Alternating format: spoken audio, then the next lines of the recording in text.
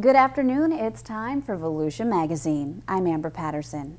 Today we'll join Here and Now reporter Joanne Magley for a look at Volusia County's annual farm tour. We'll hear from health reporter Stephanie Strong of the Volusia County Health Department as she brings us her report about the dangers of secondhand smoke and smoking while driving. And finally, we'll join Community Information Director Dave Byron for an in-depth interview with his guest, President and CEO for Team Volusia Economic Development Corporation, Keith Norden. Those segments, news, and more coming right up on Volusia Magazine. Stay tuned.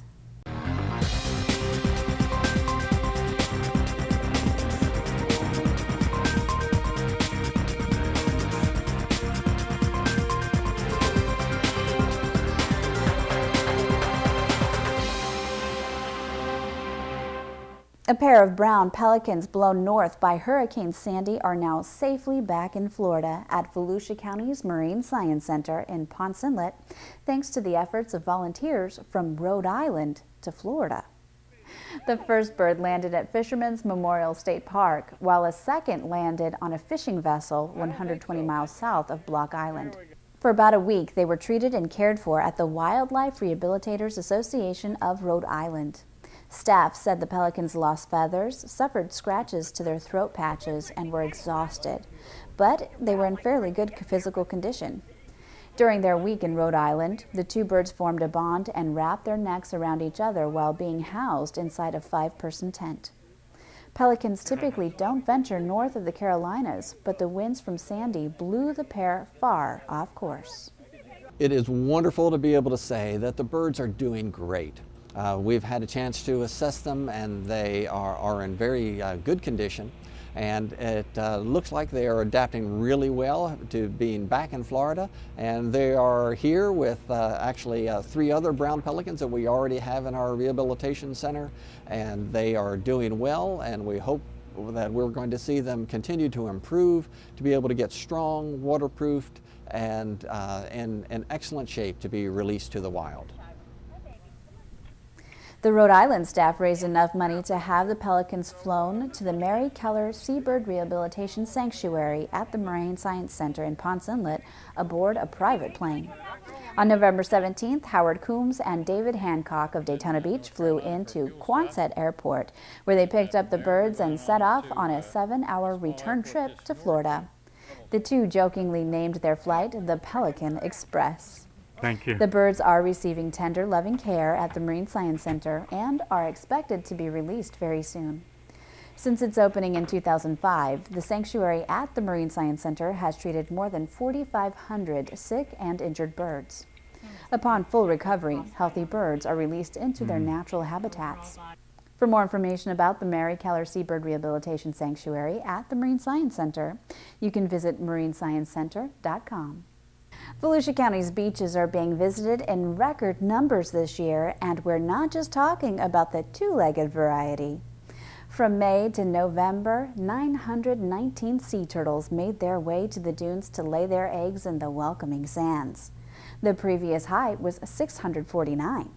According to sea turtle expert Jennifer Winters, most of the nests belong to loggerheads, with a couple dozen greens and 8 leatherbacks and 1 rare Kemp's Ridley. This year was so successful because not only did we have so many nests, but we didn't have a whole lot of beach erosion or a whole lot of animals depredating our nests. Most of the nests that we had laid here were very successful. We had 4 nests wash out right at the end of the season because of Hurricane Sandy. But other than that, we really had very little impacts to our nests here.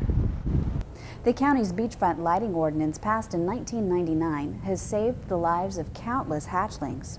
Well, our nesting numbers may have been higher than normal this year for a lot of reasons, one of them being the Endangered Species Act, which was enacted in the early 1970s. We're hoping that we're seeing the positive results of those protection efforts being put into place. Aside from being magnificent creatures, sea turtles play a significant role in the ecosystem and are vital to the continued existence of a healthy ocean. Traffic at Daytona Beach International Airport is soaring. The October traffic numbers are in, and passenger traffic at the county-run airport increased 5% compared with October of 2011. During the month, 46,704 passengers flew in or out of the county-operated airport, compared with 44,404 passengers in October of 2011. For the 12 months ending October, passenger traffic at Daytona Beach International Airport increased 7%, from 505,482 passengers last year to 581,096 passengers this year. The increase represents an ongoing steady picture of airline passenger traffic increases, which are believed to continue and potentially increase. Steve Cook, Director of Business Development for the airport, says he's looking forward to a positive year-end finish. What's happening here is more people are looking at the convenience aspects of our airport.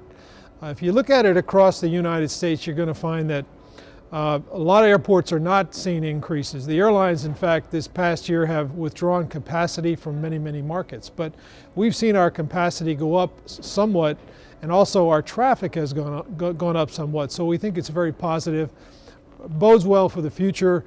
We think 2013 is also going to be a good year for Daytona Beach International Airport. And did you know that nearly 45% of the more than 500,000 passengers travel for business purposes? Not only is the airport just plain easy, but it has a business center that caters to the business traveler, with amenities such as Wi-Fi, internet hookup, privacy desks with comfy chairs and charging stations, and even a printer. For more information about Daytona Beach International Airport, you can visit flydaytonafirst.com.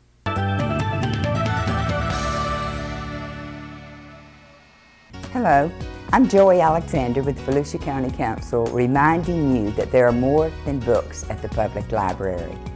Volusia County's public libraries are branching out to keep pace with patrons' changing needs.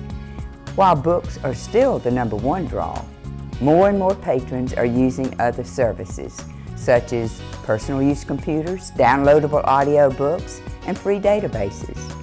Our libraries also offer a variety of educational classes. Visit volusialibrary.org to see what our libraries have to offer you. Residents recently got a behind-the-scenes look at Volusia County's growing agriculture industry. Community Information Manager Joanne Magley was one of the visitors who attended the annual farm tour, and she has that story on this week's Volusia Here and Now.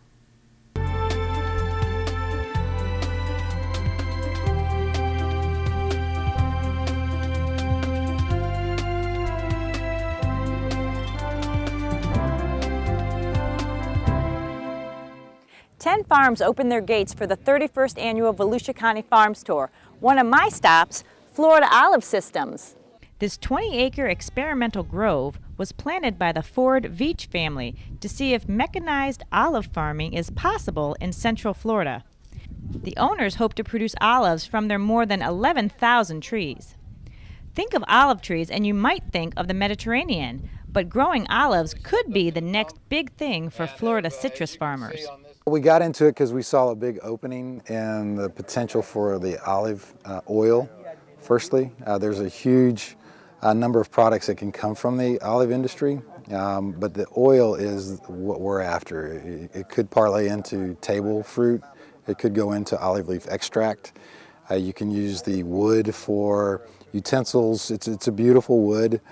There's a lot of different avenues that can be, or revenue streams that can be generated off of this crop.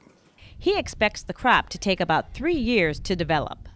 We just planted, and when people found out that I was researching this even several years ago, they were all excited and just kept asking, when could we get a locally produced olive oil? Because again, the issue is that a lot of the oil that's being imported in, 98% of the oil that's consumed in the United States that's being imported in is adulterated or rancid, and so there's no regulation on the quality of the oil coming into the U.S. and so people are becoming aware of that, and so they want to know where their foods are coming from. So we just thought that might as well research this, and if we can penetrate that market, we might be able to help out some of our other friends and family that are in this area that are having a hard time with the citrus or the cut foliage industries. Next stop was the Vo LaSalle Farms, also in De Leon Springs. a 5-generation citrus operation. We've been in the farm tour since the beginning of the farm tour, and it's over 15 years. We really enjoy it because we get to meet a lot of new people and bring in some new customers to our business. Steve says he likes to educate people about his products. Our farm is a family farm. My mother, my father, myself, and some core employees. We grow most of everything we sell right here ourselves. Another popular stop on the farm tour was the Chantilly Ridge Alpacas, a 12-acre farm in Port Orange. The Purdom family raises more than 100 alpacas and turns their fleece into shawls, sweaters, and socks, which are sold on the farm. The Lafise family runs a successful cow-calf operation on 640 acres of land they lease from Volusia County in Deep Creek Preserve. The family raises calves that are shipped to feed yards in the Midwest. One of the biggest things that we do for the public here as a rancher is we provide clean water for people to drink, clean air for people to breathe, and we provide a safe, wholesome food product for them to eat. The 31st Annual Farm Tour was another successful tour educating consumers about the food they eat and the agricultural business of Volusia County. For Volusia Here and Now, I'm Joanne Magley. Smoking's bad for your health. However, smoking also affects innocent bystanders in the community. Secondhand smoke is easily transmitted through the air and is affecting those around you, especially your children. Stephanie Strong has details in this segment of Community Health Matters.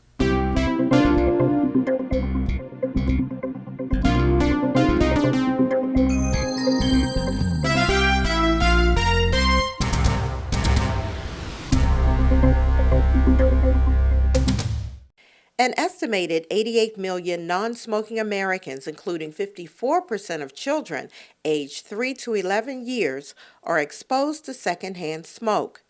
Driving while smoking is becoming especially dangerous because of the confined space that leads to intense secondhand smoke inhalation by passengers. It's extremely dangerous for children because their bodies are still compromised, they're still developing, and sometimes the toxins that are taken in by those children can emit some dangers to their developing bodies. Secondhand smoke comes from lit cigarettes and cigars. It also comes from smoke breathed out by smokers. When children breathe secondhand smoke, it is like they are smoking too. All Americans, smokers and non-smokers, pay the price for smoking. Smoking is still the leading preventable cause of death in the United States, causing 443,000 or nearly 1 of every 5 deaths annually. These include 46,000 heart attack deaths and 3,400 lung cancer deaths among non-smokers who are exposed to secondhand smoke. Secondhand smoke is the smoke that's emitted off of a tobacco product. It could be cigarettes, it could be cigars. Any lit tobacco product is going to emit the smoke. The smoke that comes off of it while it's lit, whether it's from the burning end of a cigarette or whether it's from the smoke that a tobacco user would exhale, is what we call secondhand smoke. As smokers go about their day, some tend to disregard secondhand smoke as a danger. Ask people not to smoke around your children. Support family and friends who also want to stop smoking. Decide to have a smoke-free home and car, and ask family and friends to respect that decision. Get rid of all ashtrays in your home. Teach your children to stay away from secondhand smoke, and encourage your teens not to smoke. Each year, 37,000 Americans die in car accidents.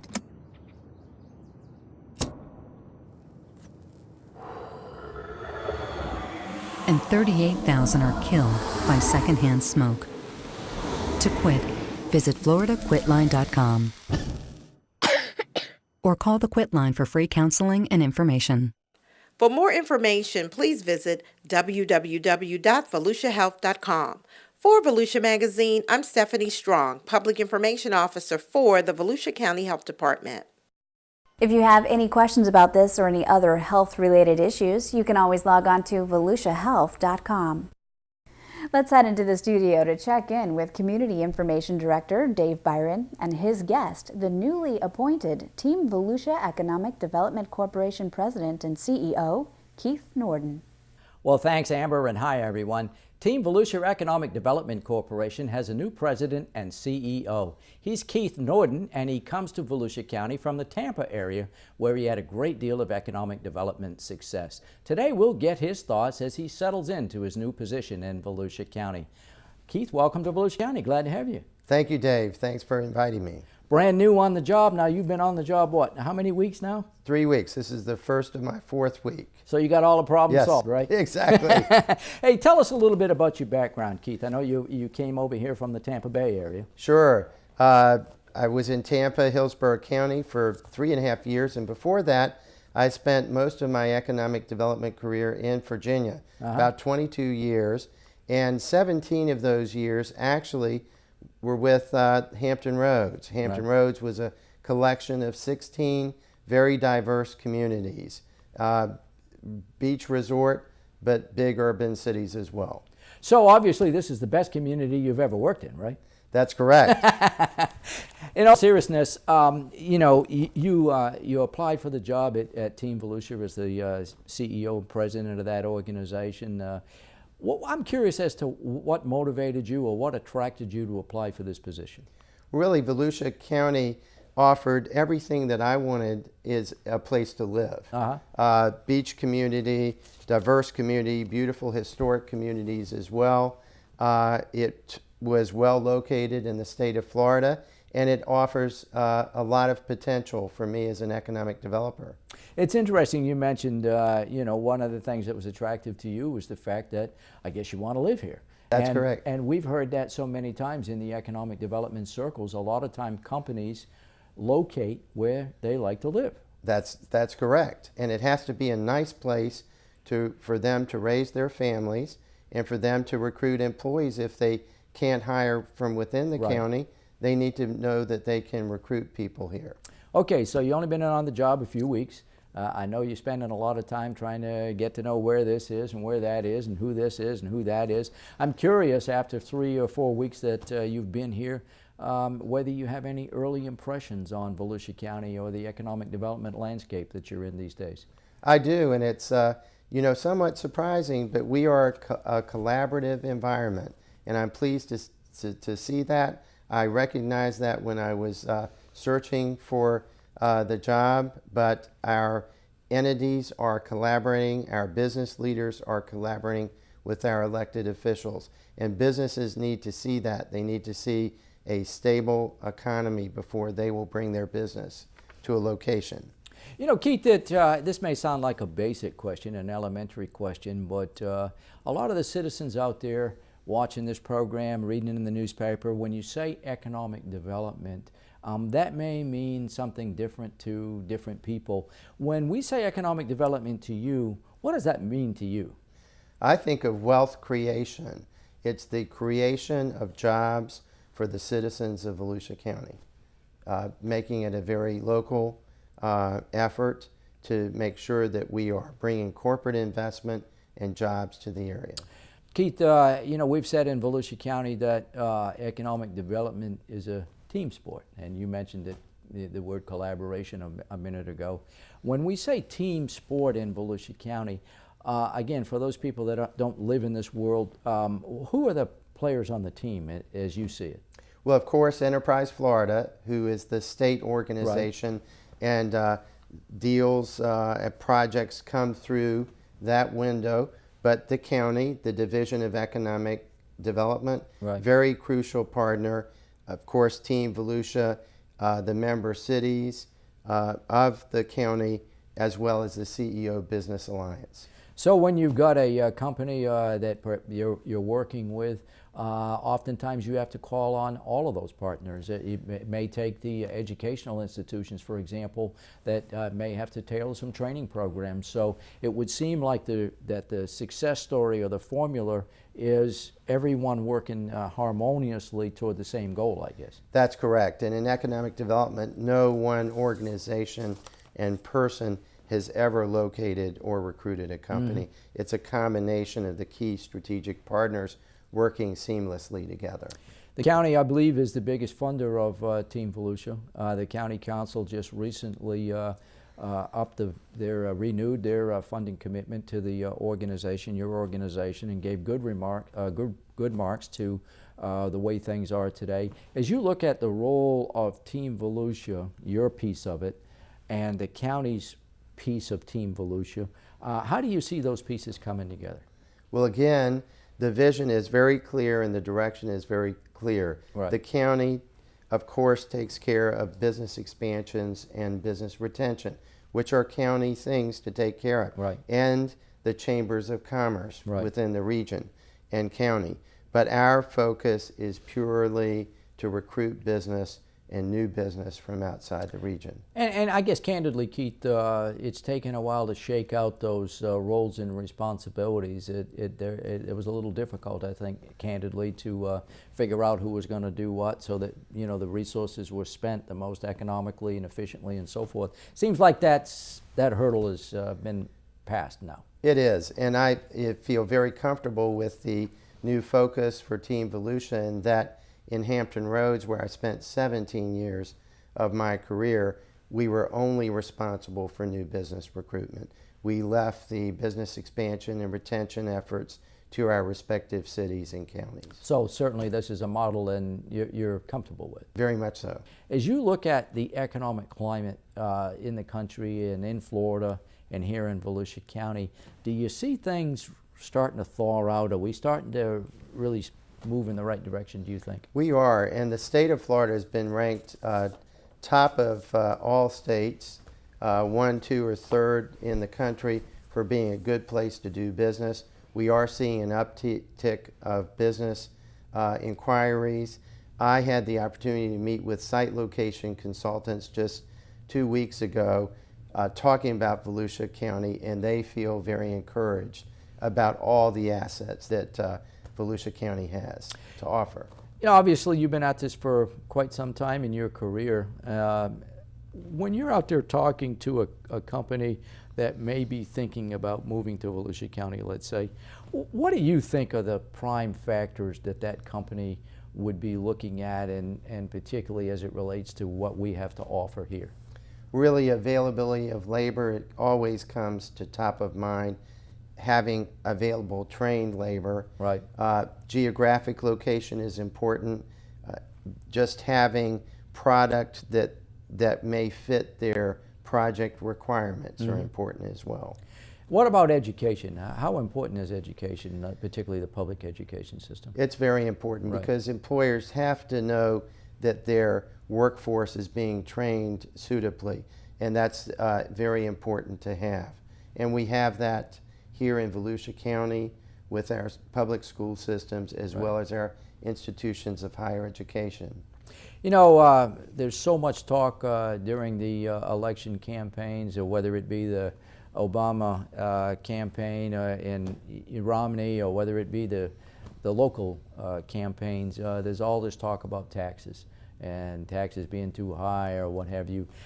Correct me if I'm wrong on this, but in comparing taxes, Florida taxes with taxes in other states, don't we rank pretty good when it comes to total taxes in comparison? Yes, in Florida, and we sell Florida. Exactly, we're a county in Florida, but we sell the business equation of, particularly in business recruitment, of moving or expanding your business to Florida, and we rank very favorably, completely favorably to areas of the Northeast, some areas of the upper Midwest, and definitely the West Coast. And add to that the other factors in the cost of living. I mean, our energy costs and the housing costs and so forth really are lower than many parts of the country. Our cost of living is below the national average.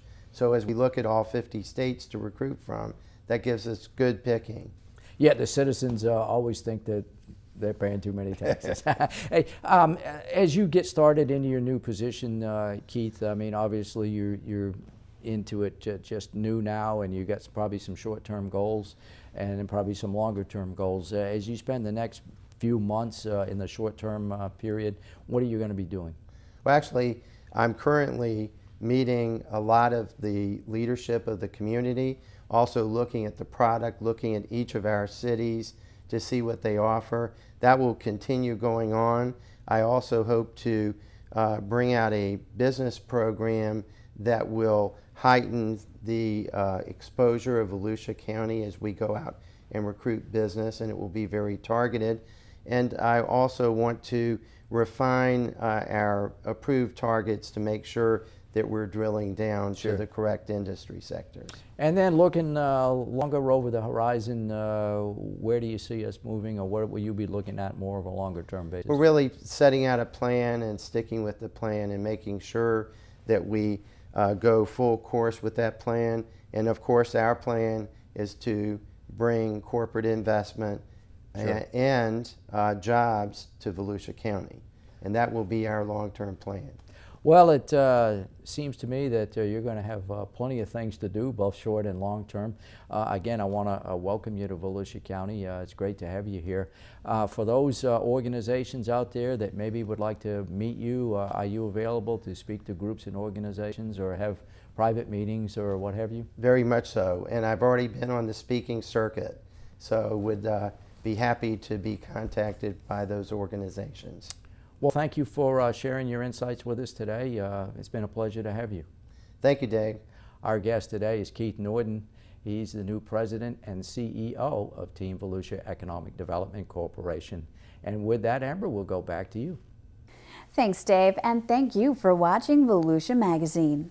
If you have any questions about our program, just give us a call at any of the numbers you see listed here, or you can log on to volusia.org.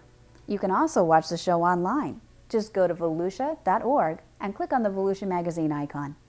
And we hope you won't forget to listen to Volusia Today, Volusia County Government's public information radio broadcast. Volusia Today airs every Tuesday and Sunday mornings on the local radio stations you see on your screen. For Volusia Magazine, I'm Amber Patterson. Have a great evening.